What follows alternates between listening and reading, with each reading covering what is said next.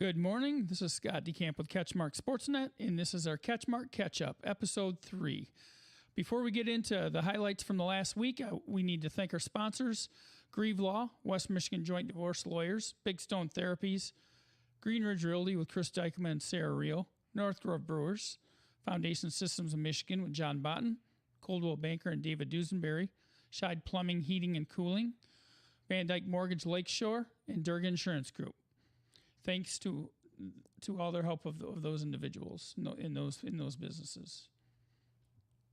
And let's get going on the last week's, looking at January 16th through the 21st. We're going to start off with wrestling.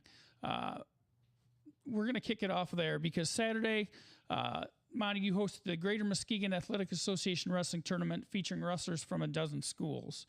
To nobody's surprise, Whitehall rolled to its 16th GMAA title in 17 years. The Vikings piled up 242.5 points, easily beating runner-up Reese Puffer, which totaled 157. Montague was fourth with 108 points. Orchardview was fifth with 90.5 points. Oak Ridge, North Muskegon, Ravenna, and Holton also represented the West Michigan Conference at the tourney. Individual champions from the West Michigan Conference included Montague's Christopher Abig at 132, and Trista Winkleblack at 150.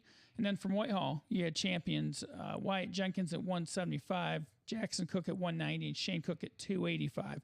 That Vikings trio pinned their way through the tournament. Quite impressive feat to pull that off. Switching over to girls basketball, recent girls basketball rivals Hart and Montague squared off again in the West Michigan Conference non-divisional showdown last Thursday in the CatchMark SportsNet West Michigan Conference Game of the Week. Hart, which sits alone atop the West Michigan Conference Rivers Division and tipped off the season by beating Lakes Division leader Ludington in overtime on the road, may have gotten more than a bargain for in its visit to Montague. Hart won the hard-fought contest, 45-41, but the Pirates had to rally from an early 9-2 deficit.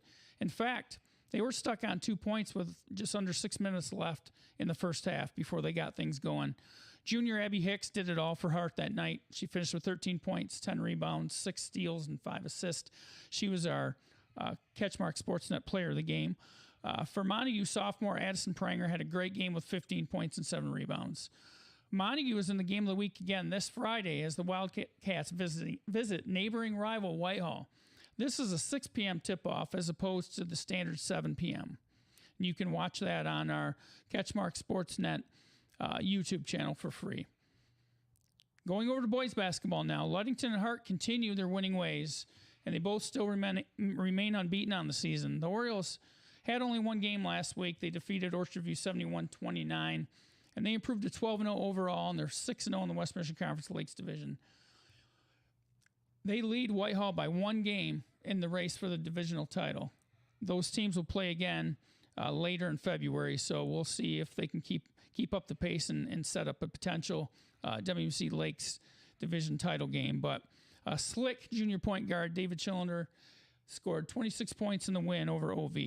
Meanwhile, Hart kept rolling. They bumped the record to 11-0, 6-0 in the West Michigan Conference Rivers Division, one game ahead of Mason County Central in that divisional race. Last week, the Pirates made quick work of Hesperia and Holton. They were led by their 1-2 punch of triple-double machine Parker Hovey and Blake Wyrick.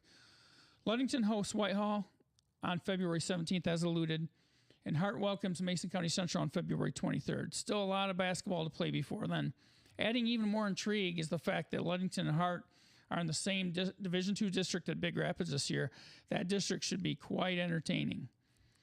That's going to wrap it up for today, but before we go, we just want a reminder, please report your results. For those West Michigan Conference winter sports coaches who are reporting results routinely to sports@catchmarkit.com, thank you very much. Please continue to do so.